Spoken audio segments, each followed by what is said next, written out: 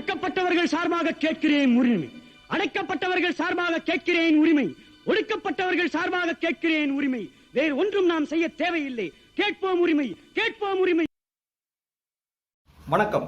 இது voice of Tamil வழங்கும் பேச்சுரிமை. உங்கள் அனைவரையும் நிகழ்ச்சிக்கு அன்போடு அழைக்கிறேன். கடந்த சில நாட்களாக என்ஐஏவோடு, அதாவது நேஷனல் இன்வெஸ்டிகேஷன் அசோசியேஷனோடு மோதிக்கொண்டிருக்கும் நாம் தமிழர் கட்சி, அது பற்றி 2 காணொளிகளை வெளியிட்டிருக்கிறேனா. இது 3வது காணொளி. சிலர் அதிருப்தியாக இருக்கலாம், சிலர் நம்மை ஒரு பக்கம் ஒரு சார்பு என்று சொல்லலாம், சிலர் மிகப்பெரிய கோபத்தில் இருக்கலாம். அதெல்லாம் வெளிப்படுத்துறீங்க, பரவாயில்ல. ஆனால் என்ன விஷயம்னு தெரிஞ்சுக்கிறங்க. நமக்கு நாம் தமிழர் கட்சியின் மேல் எந்த கோபமும் இல்லை. அவர்களை தரக்குறைவாக விமர்சித்ததில்லை, அல்லது பாரதிய ஜனதா கட்சியினுடைய பி டீம்னு சொன்ன எந்த காலத்தையும் சொன்னதில்லை. ஆகவே நடுநிலையோடு தான் நாம் செய்திகளை தர முயல்கிறோம். இது மக்களுக்கான காணொளி. இந்த மாதிரி விஷயங்கள் மிக முக்கியமானவை. ஆகவே உன்னிப்பாக கவனிங்க. இப்போ நிகழ்ச்சிக்குள்ள போகலாம். போக முன்னாடி உங்களுக்கு அன்பான வேண்டுகோள், நம்முடைய சேனல் நீங்கள் சப்ஸ்கிரைப் பண்ணிடுங்க. மறக்காமல் பெல் பட்டனை அழுத்துங்கள். கமெண்ட் செய்யுங்கள், ஷேர் செய்யுங்கள், பிடித்திருந்தால் லைக் செய்யுங்கள். சரி, இந்த மாதிரி தடை, அதாவது இந்த சட்ட சிக்கலில் தமிழகத்தில் எந்த அரசியல் கட்சியாவது மாட்டி இருக்கிறதா இதற்கு முன்பு என்றால், இன்றைக்கு ஆளுங்கட்சியாக இருக்குல்ல திமுக மாட்டினாங்க சார். இன்றைக்கு ஆளுங்கட்சியாக இருக்கிற திமுக எப்போது மாட்டியது?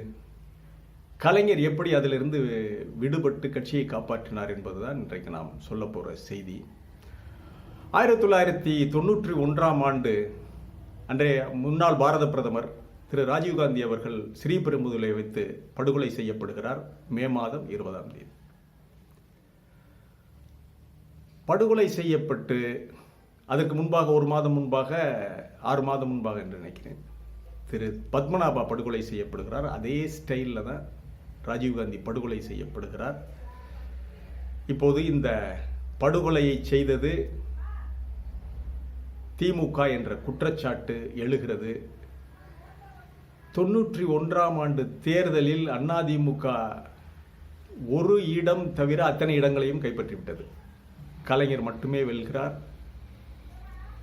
இப்போது தமிழ்நாடு காங்கிரஸ் தலைவராக அப்போது இருந்த வாழப்பாடி ராமமூர்த்தி, மறைந்த வாழப்பாடி ராமமூர்த்தி, சுப்பிரமணிய சாமி 2 பேருமே திமுகவை தடை செய்ய வேண்டும், விடுதலை புலிகளோடு தொடர்பு இருக்கிறது, விடுதலை புலிகளுக்கு ஸ்கெட்ச் போட்டு கொடுத்ததே திமுக தான், அதிலும் குறிப்பாக வைகோ, அவர் தம்பி ரவிச்சந்திரன் என்ற குற்றச்சாட்டுகளை வைத்து நிச்சயம் திமுகவுக்கு இதிலே பங்கு இருக்கிறது, திமுகவை தடை செய்ய வேண்டும் என்று அவர்கள் குரல் எழுப்புகிறார்கள். அதோடு ஜெயலலிதாவும் சேர்ந்து கொள்கிறார். அவர் விடுதலை புலிகளை கடுமையாக எதிர்க்கிறார். விடுதலை புலிகளை தடை செய்ய வேண்டும் என்ற கோரிக்கையை விடுத்து திமுகவை தடை செய்ய வேண்டும் என்று ஜெயலலிதாவும் கோரிக்கை விடுக்கிறார். கடுமையான எதிர்ப்புகள் திமுகவுக்கு மிக இக்கட்டான சூழ்நிலையை உருவாக்குகிறது. இப்படிப்பட்ட சூழ்நிலை போய்கொண்டிருக்கின்ற பொழுது 1993ஆம் ஆண்டு வைகோ தமிழீழம் சென்று விடுதலை புலிகள் தலைவர் பிரபாகரனை சந்தித்து விட்டு வருகிறார். இது பத்தாதா? உடனடியாக திமுகவை தடை செய்ய வேண்டும், இனி தாமதிக்க வேண்டாம் என்று நரசிம்மராவ் அரசுக்கு வாழப்பாடி, சுப்பிரமணியம் சுவாமி ஆகியோர் கடும் நெருக்கடி கொடுக்கிறார்கள். ஜெயலலிதாவும் அதிலே சேர்ந்து கொள்கிறார். கலைஞருக்கு மத்திய அரசில் உளவுத்துறை இருக்கும்ல, அவர் ஏற்கனவே முதல்வராக இருந்தவர். அந்த உளவு அமைப்புகள் அவங்கெல்லாம் இவருக்கும் தொடர்பில் இருப்பாங்க. அவங்க தெளிவாக சொல்லிட்டாங்க, தடை செய்வதற்கான வாய்ப்புகள் அதிகம், சட்ட நிபுணர்களை கொண்டு ஆய்வு செய்யப்படுகிறது, எச்சரிக்கையாக இருங்க. கலைஞருக்கு பெரிய நெருக்கடி. அதே சமயம் வைகோவுக்கான ஆதரவு தமிழகத்தில், அதாவது திமுகவில் மிகப்பெரிய ஆதரவு பெருகிக் கொண்டிருக்கிறது. எங்கு பார்த்தாலும் வைகோவுடைய கூட்டங்கள் தான் திமுக சார்பில் நடத்தப்படுகின்றன. தன்னெழுச்சியாக கலைஞரை கேட்காமல் மாவட்ட கமிட்டிகள் வைகோவுடைய பொதுக்கூட்டத்தை நடத்துகிறாங்க. எங்கு போனாலும் வைகோவுக்கு மிகப்பெரிய வரவேற்பு. அவருடைய பேச்சை அத்தனை தரப்பு மக்களும் நின்று கேட்டுவிட்டு செல்கிறார்கள். அதிலும் குறிப்பாக அவர் ஆரம்பத்தில் பேசுவார். அப்படி மேடையில் உள்ளவர்களை எல்லாம் வரவேற்றுவிட்டு, கூற்றடன்று மேல்வரினும் கூடி எதிர்கொள்ளும் ஆற்றலதுவே படை என்ற வள்ளுவனின் வாய்மொழி கிணங்க, கூற்றுவடே வந்தாலும் எதிர்க்கின்ற திமுகவின் லட்சோப லட்சம் உயிரினும் உடலுமான அன்பு உடன்பிறப்புகளே அப்படிம்பார். கை தட்டுவான் பாருங்க, விசில் சத்தம் காதை துளைக்கும். சிலர் அந்த குரலோடு எந்திரிச்சு போயிடுவார். ஹைலைட்டே அவருடைய அந்த குரல் தான், அந்த ஸ்பீச்சில் ஹைலைட் அதுதான். குற்றடன்று மேல் வரினும் அந்த தொனி, அவர் பேசுகின்ற சிங்கம் மாதிரி நின்று கர்ச்சிப்பார். பிடித்தவர்கள் பிடிக்காதவர்கள் எல்லோருமே வைகோவுடைய பேச்சை ரசித்து கேட்டுவிட்டு செல்வார்கள். அப்படி திமுகவில் ஒரு தவிர்க்க முடியாத இடத்தையும் வைகோ பெற்றுக்கொண்டிருக்கின்ற சூழ்நிலை இந்த சட்டச்சிக்கல் இரண்டும் சேர்த்து திமுக தலைவருக்கு ஒரு கடும் நெருக்கடியை ஏற்படுத்துகிறது. திமுக அழிந்து விட்டால், தடை செய்யப்பட்டு விட்டால் அடுத்து என்ன நடக்கும்? அண்ணா வளர்த்த இயக்கம், அருமையான உதயசூரியன் சின்னம், இதெல்லாம் கலைஞரை மிகப்பெரிய அளவுக்கு ஒரு முக்கியமான முடிவை எடுக்கக்கூடிய நிலைக்கு தள்ளுகிறது. அவர் தன்னுடைய பொதுக்குழு செயற்குழுவை கூட்டி தனக்கு நெருக்கமானவர்களை கூட்டி விவாதித்து விட்டு 1994 ஒரு முடிவெடுக்கிறார். ஒரு நோட்டீஸ் கொடுக்குறாங்க வைகோவுக்கு. தடை செய்யப்பட்ட அதற்குள்ளாக விடுதலை புலிகளை தடை பண்ணிட்டாங்க. தடை செய்யப்பட்ட இயக்கத்தின் தலைவரை சென்று பார்த்து வந்தது திமுகவிற்கு மிகப்பெரிய அவப்பெயரையும் நெருக்கடியையும் உருவாக்கி இருக்கிறது. அந்த இயக்கத்தோடு தொடர்பில் இருப்பதால் உங்களை ஏன் கட்சியை விட்டு நீக்கக்கூடாது என்று ஒரு நோட்டீஸ் வழங்கப்படுகிறது வைகோவுக்கு. வைகோ அந்த நோட்டீஸுக்கு எந்த பதிலும் சொல்லவில்லை. அப்படி இருக்கும்போது ஒரு வாரம் முடிந்தது கெடு. அதன் பிறகு இன்னொரு ஆட் பண்றாரு கலைஞர். அதாவது இந்த நோட்டீஸ் போயிருச்சு வைகோவுக்கு, வைகோ பதில் சொல்லலை. இன்னொரு விஷயத்தை ஆட் பண்றாரு. விடுதலை புலிகளோடு சேர்ந்து என்னை கொல்ல சதி செய்கிறார், என்னை கொன்றுவிட்டு திமுகவை கைப்பற்ற சதி செய்கிறார் வைகோ என்று அந்த குற்றச்சாட்டை வைத்து வைகோவை கட்சியை விட்டு நீக்கிறாங்க. இதுதான் அந்த இதை கூட இல்லை. அதாவது தடை செய்யப்பட்ட இயக்க தலைவரை சென்று பார்த்து வந்தது என்பது முதலில் கொடுத்த நோட்டீஸ். அதன் பிறகு என்ன சொல்றாருன்னா, என்னை கொல்ல சதி. அப்ப கலைஞருக்கும் விடுதலை புலிகளோடு சேர்ந்து, அப்ப விடுதலை புலிகளுக்கும் கலைஞருக்கும் எதிர்முகாம். விடுதலை புலிகளுக்கும் கலைஞர் இருப்பது பிடிக்கவில்லை, திமுகவுடைய தலைவராக கலைஞர் இருப்பது பிடிக்கவில்லை, ஆகவே கலைஞரை கொல்ல சதி அப்படிங்கிற ஒரு கருத்துருவாக்கத்தை முன்வைத்து மத்திய அரசுக்கு என்ன சிக்னல் கொடுக்குறாரு? இந்த வைகோ மேல் சொல்லப்பட்ட இந்த குற்றச்சாட்டுக்கு காரணமே புலிகளுக்கும் கலைஞருக்கும் எப்பவுமே பிடித்து கொள்ளாது, ஆகவே புலிகளோடு அவருக்கு தொடர்பில்லை என்பதை சூசகமாக வெளிப்படுத்துகிறார் கலைஞர். வெளிப்படுத்திவிட்டு வைகோவை கட்சியை விட்டு நீக்கி விடுகிறார்.